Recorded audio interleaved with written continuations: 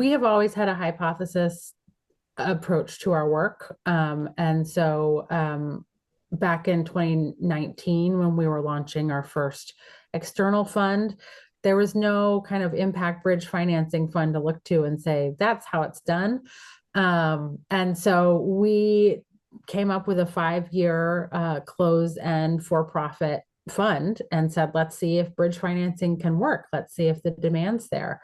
And the resounding answer is yes, the demand's there. Our fund put out around $55 million and kept over $500 million of follow-on financing on track with that funding.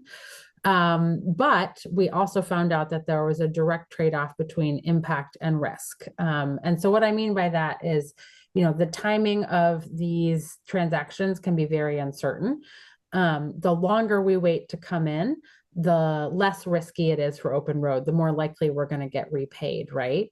However, it also means the more time the social enterprise is spending kind of without cash on hand to keep their business going.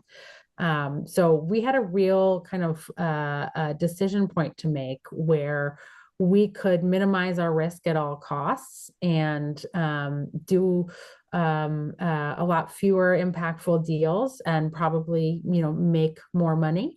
Or we could prioritize maximizing our impact while building a sustainable model.